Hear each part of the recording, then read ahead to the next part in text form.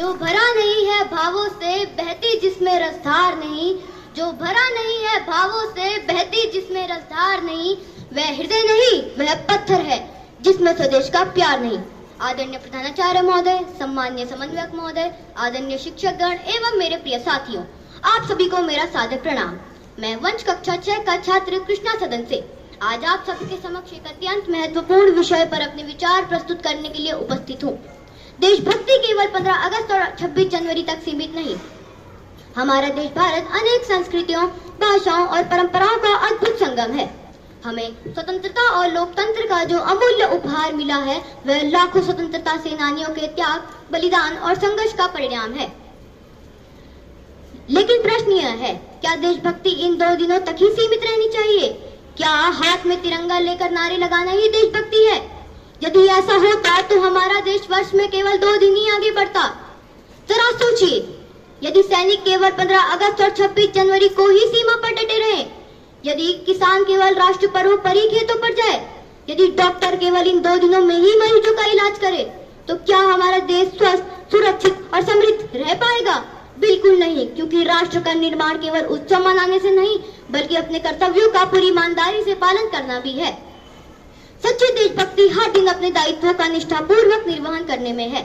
जब एक छात्र मन लगाकर पढ़ाई करता है वह भविष्य का एक जिम्मेदार नागरिक बनता है।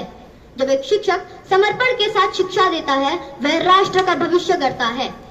जब एक किसान खेतों पर मेहनत करता है वह देश का पेट भरता है। जब एक डॉक्टर मरीजों की सेवा करता है, एक सैनिक सीमा पर अडिग खड़ा रहता है, एक वैज्ञानिक नई खोज करता है तथा एक सफाई कर्मी हमारे आसपास स्वच्छता बनाए रखता है, तब वे सभी प्रतिदिन सच्ची देशभक्ति का परिचय देते हैं। देशभक्ति का अर्थ केवल अधिकारों की बातें करना नहीं बल्कि अपने कर्तव्यों का पूरी ईमानदारी से पालन करना भी है। ट्रैफिक नियमों का पालन करना, करों का ईमानदारी से भुगतान करना, सार्वजनिक संपत्ति की रक्षा करना, पर्यावरण की सुरक्षा करना, जल का संरक्षण करना, भ्रष्टाचार का विरोध करना तथा समाज में प्रेम, सद्भाव और भाईचारे की भावना को बढ़ावा देना भी सच्ची देशभक्ति है। आज के युवाओं की सबसे बड़ी जिम्मेदारी यह है कि वे केवल सोशल मीडिया पर देशभक्ति के संदेश साझा ना करें। हमें ऐसा नागरिक बनना होगा जिस पर केवल हमारा परिवार ही नहीं पूरा राष्ट्र गर्व कर सके। महात्मा गांधी ने कहा था, आप वह परिवर्तन बनिए जो आप दुनिया में देखना चाहते हैं। यदि हम अपने जीवन में जिम्मेदारी, ईमानदारी और अनुशासन को अपनाएं तो यही हमारा राष्ट्र के प्रति सबसे बड़ा योगदान रहेगा। अंत में मैं अपनी बात इन पंक्तियों से समाप्त करना चाहूंगा। देशभक्ति केवल नारों में नहीं कर्तव्यों के निर्वाह में होती है। तिरंगे का सम्मान केवल तिरंगा फहराने से नहीं बल्कि उसके आदर्शों पर चलने से होती है।